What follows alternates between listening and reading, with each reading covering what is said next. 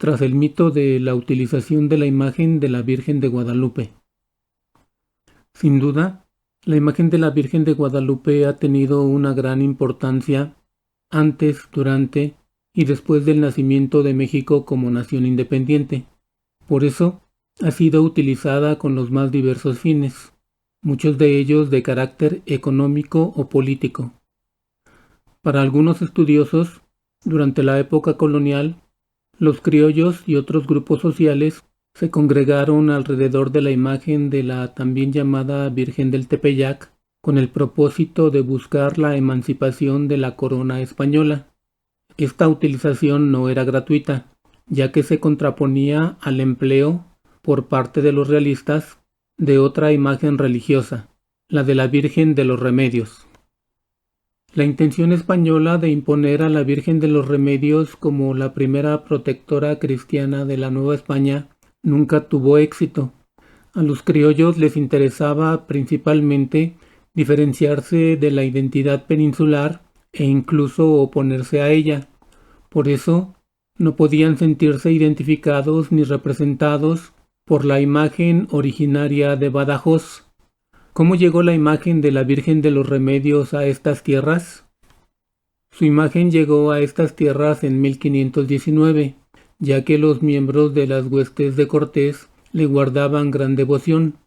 Al parecer, bajo su manto se celebró la primera misa católica, misma que tuvo lugar en la Villa Rica de la Veracruz. Luego, cuando los peninsulares pudieron llegar a la Gran Tenochtitlán, el capitán español ordenó colocar una cruz y la representación de la Virgen de los Remedios en el Templo Mayor. De acuerdo con la versión del propio Cortés, él mismo hizo derribar los ídolos mexicas y mandó poner las imágenes de Nuestra Señora y de otros santos, que fueron venerados por los españoles ante el asombro de los indígenas. Sin embargo, otra versión señala que en realidad se colocó una imagen de una virgen conocida como la Conquistadora. Más adelante, el 30 de junio de 1520, durante la que por muchos años se conoció como la Noche Triste, cuando las huestes españolas fueron derrotadas por los guerreros mexicas y tuvieron que huir por la calzada de Tlacopan, los peninsulares llevaron consigo la imagen de la Virgen de los Remedios y la ocultaron cerca de un adoratorio ubicado en el cerro de Otomcapulco, donde hoy se ubica el Santuario de los Remedios, en el municipio de Naucalpan, en el Estado de México. Según el mito, luego de que las huestes de Cortés rogaron por la intercesión de la Virgen de los Remedios, ésta se les apareció y no volvieron a sufrir ninguna derrota frente a los idólatras e infieles nativos. Se supone que la imagen permaneció oculta hasta 1540, cuando Juan Tovar, un cacique indígena del pueblo de San Juan Totoltepec, guiado por señales divinas, la encontró debajo de un maguey. Luego de eso, cerca de su casa le construyó una pequeña ermita para rendirle culto. Ese es el origen de la actual Basílica de los Remedios de Naucalpan, construida en 1575. De acuerdo con algunos estudiosos, la Virgen de los Remedios fue la primera imagen religiosa venerada en la Nueva España. Se le invocaba como patrona de las lluvias y temporales, defensora de los españoles, abogada de los indios y conquistadora de México. Desde el punto de vista de los criollos, la imagen de la Virgen de los Remedios no podía ser utilizada para sus fines emancipadores, al menos por dos razones. Una, porque era una virgen española proveniente de la región de Extremadura, de donde eran oriundos Cortés y gran parte de sus huestes. La otra, porque el mito generado por los propios peninsulares era que dicha virgen les había ayudado a derrotar al poderoso pueblo mexica, por lo que era la conquistadora de México. Por eso, los criollos no podían aglutinarse en torno a ella ni convocar a otros grupos sociales, es decir, a la población indígena o a los mal llamados mestizos. Durante el proceso independentista, La Virgen de los Remedios fue el símbolo que los peninsulares utilizaron en contra de los insurgentes.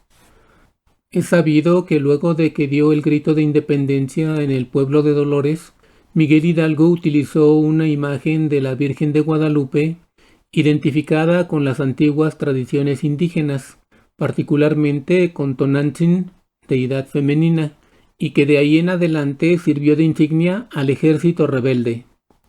Pero ¿cómo es que la imagen de la Virgen de Guadalupe pudo constituirse como un símbolo de resistencia y unidad? Veamos. Según la tradición católica y el relato conocido como Nicam Mopogua, a pocos días del mes de diciembre de 1531, es decir, 10 años después de la caída de México Tenochtitlán, la Virgen María se le apareció en 4 ocasiones a un indígena pobre llamado Juan Diego en el cerro del Tepeyac. Tepeyac es un vocablo de origen náhuatl que significa en la nariz del cerro. En aquella época, el cerro se situaba en las afueras de la Ciudad de México. En sus 2 primeras apariciones, la Virgen le pidió a Juan Diego que fuera con el entonces obispo de México, Fray Juan de Zumárraga, y le dijera que en ese lugar, en el que se había mostrado, se erigiera un templo para darle a las gentes todo su amor, su mirada compasiva, su auxilio y su salvación. En ambas ocasiones, el obispo Zumárraga dudó de la veracidad del relato del indígena y le solicitó una señal para poder creerle. En una tercera aparición, Juan Diego le comentó a la Virgen la solicitud del obispo y ella aceptó proporcionar dicha señal. Por eso, en su 4ª aparición, la Virgen le pidió a Juan Diego que subiera a lo alto del cerro, en donde solo se daban nopales, mezquites y huizaches, y cortara varias flores para que se las llevara al prelado. El indígena recogió las flores y las puso en el hueco de su tilma, una especie de manta de fibra de maguey o agave que llevaba anudada al hombro. Luego fue de nuevo a ver al fraile Zumárraga, ante quien extendió la tilma y dejó que las flores cayeran al suelo. En ese preciso instante apareció la imagen de la Virgen estampada en la manta. Al ver la imagen, el obispo pidió perdón por su incredulidad. Por supuesto, mandó construir la iglesia solicitada por la Virgen y depositó ahí la tilma con la imagen, para que todos pudieran admirarla y reconocer su carácter divino, ya que ningún hombre en la tierra pudo haberla pintado. Para algunos estudiosos, el largo proceso de evangelización de los indígenas no puede entenderse sin el culto a la Virgen de Guadalupe. En la época prehispánica, en el cerro del Tepeyac había un santuario dedicado a la diosa Tonantzin, cuyo nombre significa Nuestra Venerable Madre o Nuestra Madrecita. Dicho santuario era muy visitado por indígenas de muchas regiones, quienes le llevaban a la diosa diversas ofrendas y la celebraban con cantos y danzas. Por supuesto, Cortés y sus huestes pudieron conocer este santuario, ya que estaba situado cerca de la Gran Tenochtitlán. Después de la derrota de los mexicas, en el lugar consagrado a Tonantzin, los frailes franciscanos construyeron una ermita dedicada a la Virgen María. Es sabido que una estrategia de evangelización fue la de derruir antiguos lugares de culto y edificar templos cristianos, con el propósito de sustituir las imágenes de los dioses paganos con figuras católicas. No se tiene la certeza de cuándo se erigió la ermita del Tepeyac, pero debió haber sido en la primera década después de la caída de la Gran Tenochtitlán. Durante los primeros años del largo proceso de colonización, el culto a la guadalupana parece haberse centrado en los indígenas, mientras la población española siguió siendo devota de la Virgen de los Remedios. Por su parte, los indígenas continuaron visitando el santuario y llevando ofrendas a la ermita del Tepeyac, como lo habían hecho desde hacía siglos. Las autoridades eclesiásticas sospechaban que los nativos seguían venerando a su antigua diosa Tonantzin en la figura de María, lo que implicaba que cometían el pecado de herejía y que peligraba su salvación. De hecho, calificaban el culto a la Virgen del Tepeyac como una especie de invención satánica utilizada para disimular la idolatría, a la cual estaban obligados a combatir a cualquier costo. Como prueba de esto, señalaban que los indígenas solo acudían a ese sitio y casi nunca a las demás iglesias consagradas a la Virgen María. Algunos estudiosos han señalado que los frailes podían utilizar diferentes medios para combatir la idolatría y llevar a cabo su tarea evangelizadora. Sin embargo, destacaba uno que aceptaba la violencia como un método de conversión si éste les permitía impedir que Satanás tuviera seguidores en la lucha del mal contra el bien. Bajo esta premisa es que se llevó a cabo la erradicación de las idolatrías que practicaban los indígenas y se justificó la serie de hechos violentos y terroríficos perpetrados por las huestes de Cortés, que como agentes de Dios tenían la misión de liberar a los nativos de la esclavitud de la idolatría y destruir a sus diabólicas divinidades, que les exigían realizar prácticas como la antropofagia y los sacrificios humanos. En este contexto, la guerra y sus estrategias cuasi terroristas fueron vendidas como algo necesario para poder llevar a cabo el proceso evangelizador, gracias al cual se podría lograr la salvación de millones de almas. Para vencer al demonio, casi cualquier cosa podía ser permitida. Por eso, se persiguió a los sacerdotes y a los caciques que siguieron idolatrando a sus dioses aún después de ser bautizados. A quienes continuaron con las prácticas paganas se les castigó con azotes y con la pena de muerte.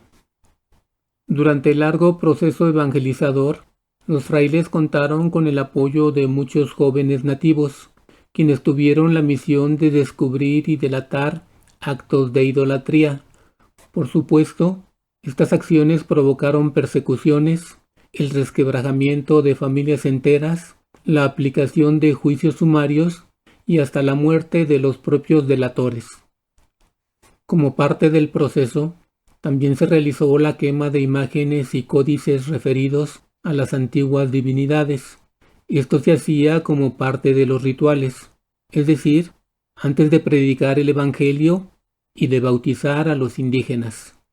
Como respuesta a esta destrucción sistemática, los nativos buscaron la manera de salvar sus objetos sagrados, lo cual lograron ocultándolos debajo de las cruces que se encontraban en los atrios o detrás de los altares de las iglesias que, para colmo, ellos mismos habían tenido que construir, así como en cuevas, bosques y cerros, entre los que se encontraba el del Tepeyac. Sin embargo, con el paso del tiempo, para mediados del siglo XVI, el culto a la Virgen de Guadalupe se comenzó a consolidar entre diversos grupos sociales, tal vez porque para entonces ya no se le veía como un signo de idolatría y contaba con el apoyo de algunas autoridades eclesiásticas, y también por los milagros que se empezaron a atribuir a la imagen de la Virgen, tales como curar enfermos y acabar con la peste de 1554, que había causado miles de muertos. Por eso, de manera creciente, algunos españoles, así como los criollos, los mal llamados mestizos y los indígenas, oriundos de la Ciudad de México y de sus alrededores, acudían al Cerro del Tepeyac los domingos y días festivos para escuchar misa. Incluso se empezó a registrar la llegada de múltiples peregrinos que venían de sitios muy lejanos.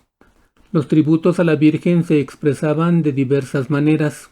Algunos ofrecían limosnas, otros hacían penitencia, es decir, iban descalzos o transitaban de rodillas los infinitos metros que separaban la puerta del atrio del altar mayor. Por supuesto, la presencia de tantos devotos generó cuantiosos ingresos a las autoridades eclesiásticas. Todo indica que la veneración por la Virgen de Guadalupe se consolidó durante la segunda mitad del siglo XVII, ya que de esa época proviene otra de las versiones escritas más antiguas que se conocen de la tradición, el Inninhueyt Tlamahuizoltzin. Este texto, al igual que el Nican Mopogua, del que ya hablamos, está en lengua náhuatl. Por supuesto, el más reconocido es el Nican Mopogua, un escrito anónimo de gran belleza literaria que ha sido la principal fuente de toda la tradición aparicionista guadalupana. Al parecer, lo escribió el indígena Antonio Valeriano, uno de los eruditos más reconocidos de su tiempo. Durante muchas décadas, el mítico prodigio fue transmitido en forma oral y solo de manera marginal, gracias a unas cuantas copias del Nican Mopogua. Sin embargo, en 1648, o sea, casi 120 años después de que se erigió la ermita del Tepeyac, se pudo contar con la primera obra impresa acerca del mito.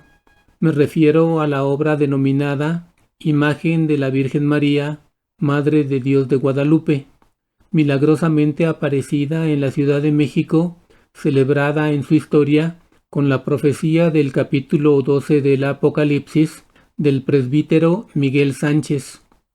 Con esta publicación se logró generalizar la trama narrativa de la leyenda y se hizo accesible al público español culto.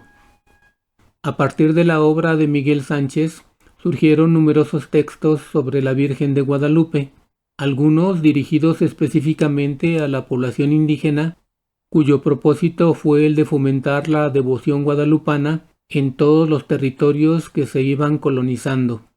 De acuerdo con algunos estudiosos, a finales del siglo XVIII, en casi todos los hogares novohispanos, incluidos los de los criollos, había reproducciones de su imagen.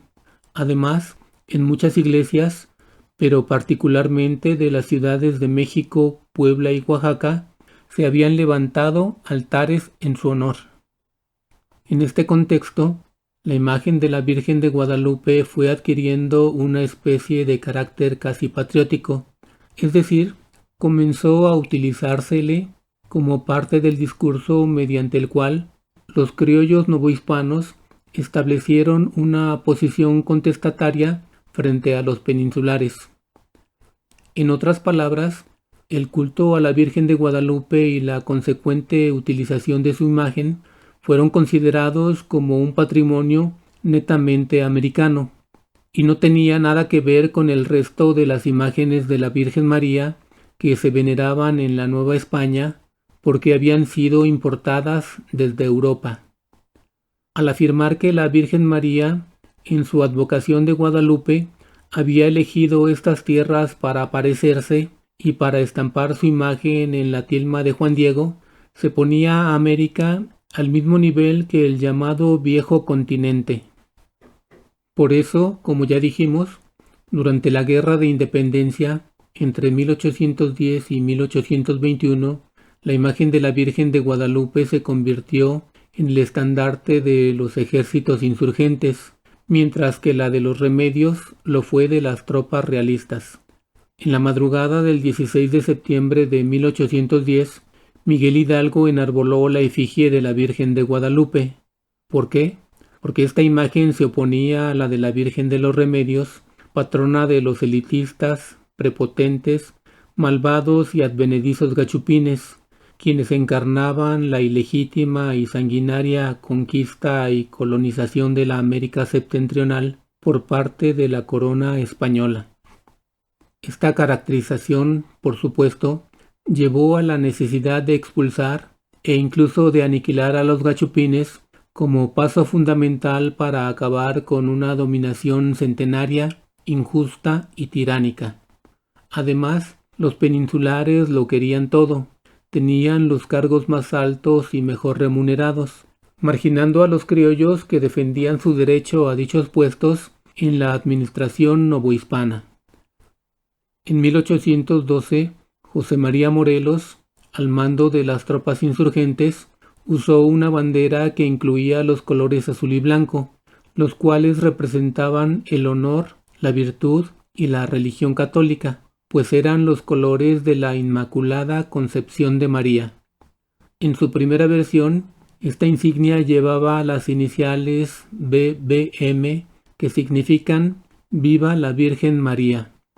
Posteriormente, en sus famosos Sentimientos de la Nación, Morelos señaló que por ley constitucional se estableciera la celebración del 12 de diciembre dedicada a la patrona de nuestra libertad, María Santísima de Guadalupe.